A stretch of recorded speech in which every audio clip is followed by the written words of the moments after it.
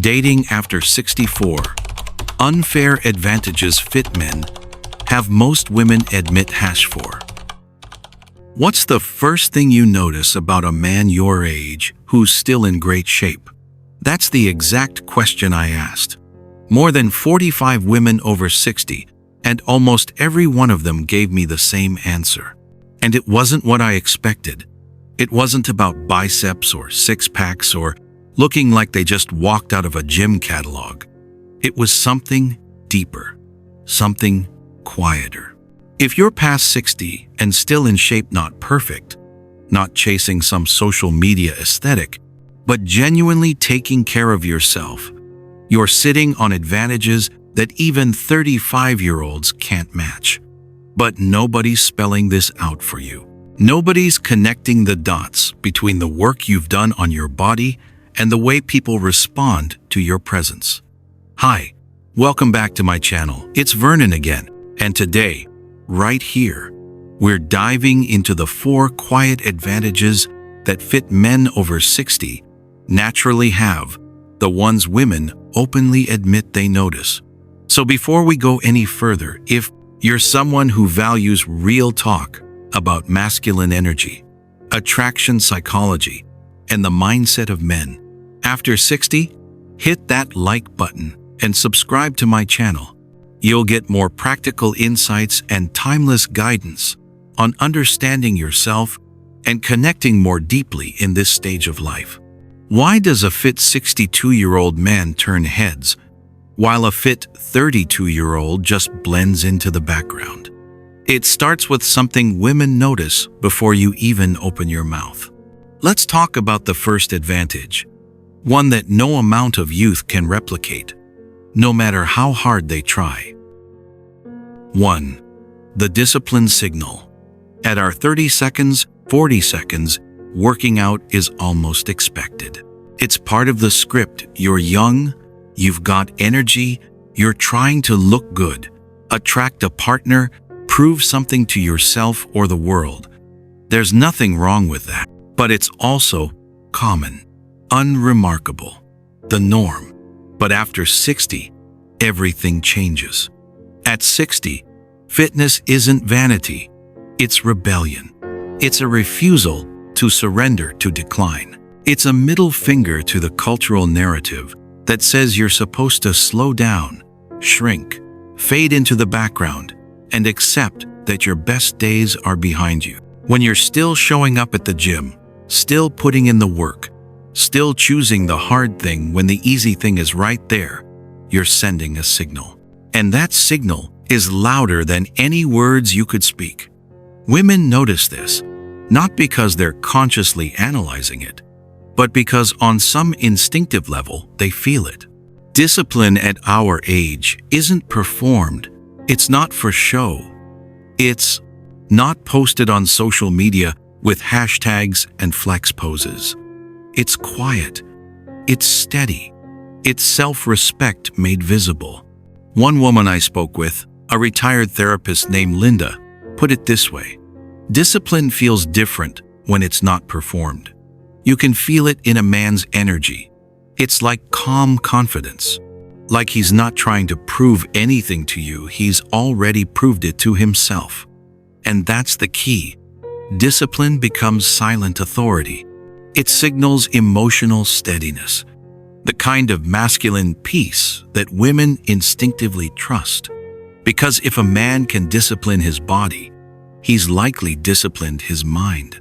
If he can show up for himself day after day, year after year, he's probably someone who shows up for the people he cares about too. As the Roman philosopher Seneca once said, "Most powerful is he who has himself in his own power." Trust me, when you've spent decades mastering yourself, your habits, your appetites, to your impulses, you walk through the world differently. You carry yourself like a man who knows his worth because he's built it, brick by brick, rep by rep, choice by choice. Have you ever noticed how discipline shows itself not in words, but in the way a man moves, stands, and carries his peace? Drop a comment below. and share your story. How old you are, what keeps you showing up for yourself, or what discipline means to you now. I read every one, and your story might be the reminder another man needs today. But there's something even more magnetic than discipline, and it's written across your body, not your words. 2. The earned physique effect. Let me tell you something about the difference between a young man's body and an older man's body. A young man's body shows potential. It's smooth, unmarked, full of promise. It says, "Look what I could become." But an older man's body? It shows proof. It tells a story. And not a story of perfection, a story of endurance. The scars, the weathered lines, the gray in your beard. The hands that have built things, fixed things, held things, lost things.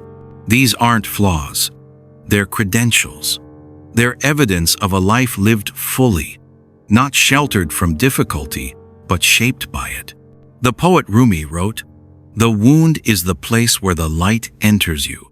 And if you've lived past 60 with any awareness at all, you've been wounded. Life has left its marks.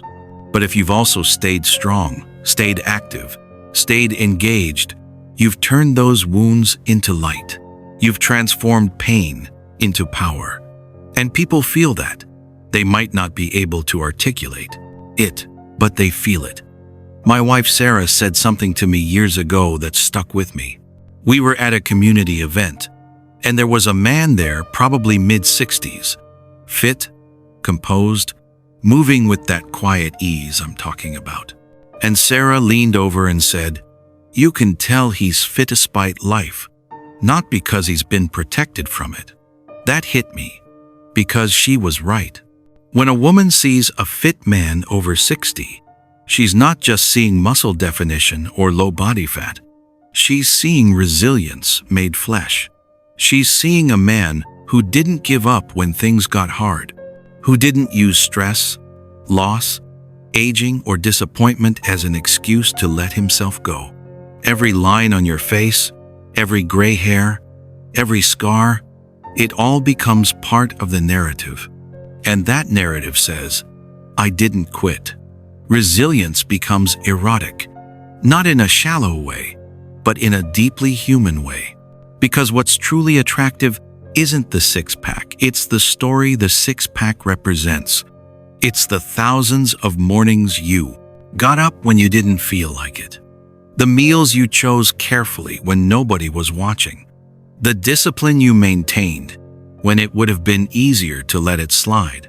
And that story has a secret power, because what's rare in this world is respected. 3. The Scarcity Principle. Only a small fraction of men, over 60, perhaps 10 to 15%, manage to keep a steady fitness routine and stay in truly good shape. It's a rare discipline, the kind that reveals not just physical strength, but a quiet promise to oneself to keep showing up, to keep choosing life, long after the world stops expecting it. Think about that. Out of every 10 men our age, only 1 or 2 are still prioritizing their health, their strength, their vitality. The rest have, for one reason or another, let it go. Now contrast that with men in their 20s and 30s. Fit young men are everywhere. Walk into any gym, any park, any beach, they're a dime a dozen. There's nothing rare about it. It's expected. It's the baseline. But an older man who's kept his vitality, who's still moving with strength and purpose, he's an outlier. He's exceptional. And human psychology is wired to notice what's uncommon. This is the scarcity principle in action. When something is rare, it automatically carries more perceived value. And this isn't shallow or superficial, it's evolutionary. Scarcity signals effort, discipline, and integrity. It says, this man has done something most men his age haven't been willing to do. And people, women and men alike, respect that. They might not say it out loud, they might not even be consciously aware of it, but they feel it. They respond to it because rarity communicates value without you having to say a single word. To borrow the words of the ancient Greek philosopher Aristotle, we are what we repeatedly do. Excellence, then, is not an act, but a habit.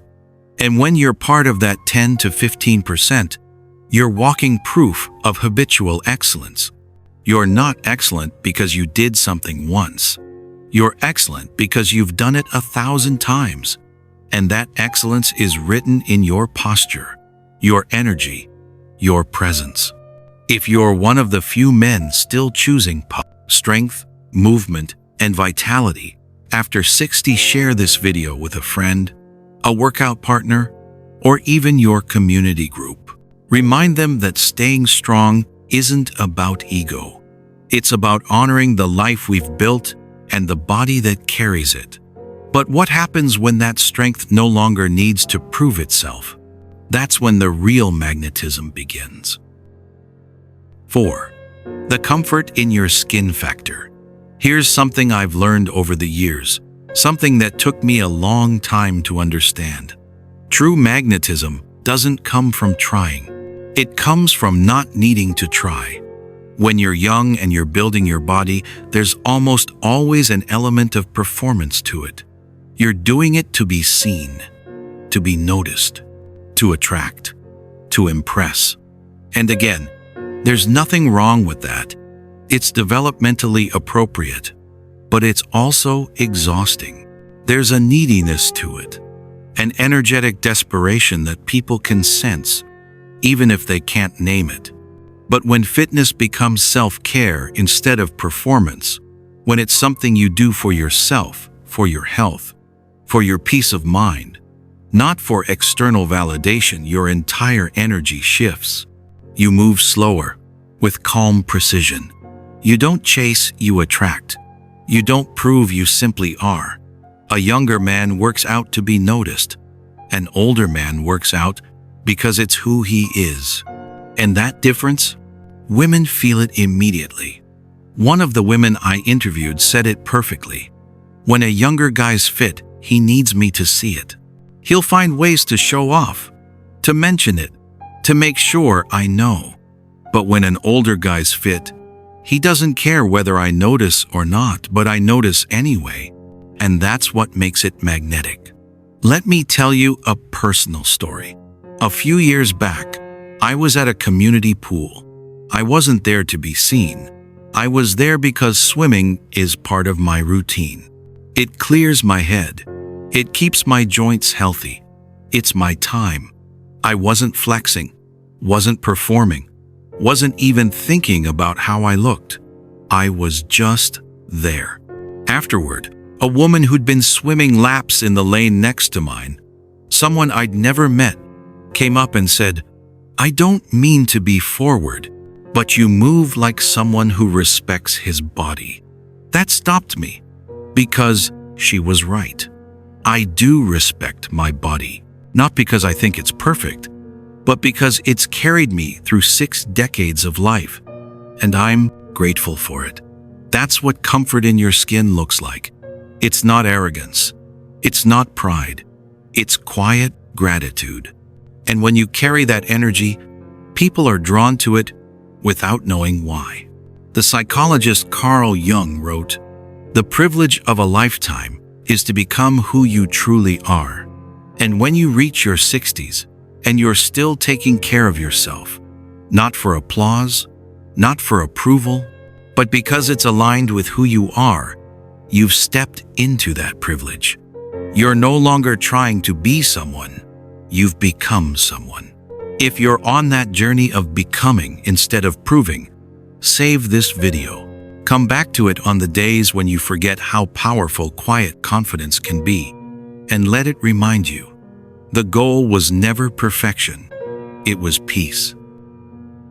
So, if you've made it this far, you now understand why a fit man over 60 carries a kind of magnetism that younger men, no matter how muscular, no matter how polished, simply can't replicate yet. Because what we're talking about here isn't just physical, It's existential. It's the accumulation of decades of choices, battles, losses, victories, and the quiet, relentless decision to keep showing up. The ancient Chinese philosopher Lao Tzu said, "Knowing others is intelligence. Knowing yourself is true wisdom. Mastering others is strength. Mastering yourself is true power." And if you're over 60 and you're still in the fight, still training, still choosing discipline over comfort, still honoring your body as the vehicle that's carried you through this wild, unpredictable life, you've earned true power, the kind that doesn't need to announce itself. This isn't about vanity. It never was. It's about vitality. It's about refusing to shrink, to fade, to surrender to the narrative that says our best days are behind us. Our best days aren't behind us. They're right here, right now, in every choice we make to stay strong, stay present, stay alive. And I want to hear from you. Drop a comment below. Tell me your story. Tell me the biggest mindset shift you've experienced about staying fit after 60. We're not trying to stay young. We're trying to stay alive. Fully, powerfully, unapologetically alive. And we're just getting started. Don't forget to like this video and subscribe to this channel for more wisdom about masculine energy, purpose, and self-mastery after 60. Head over to the channel and explore more videos packed with deep, reflective insights on living fully after 60. And I'm Vernon. Thanks for watching till now, and see you in the next video.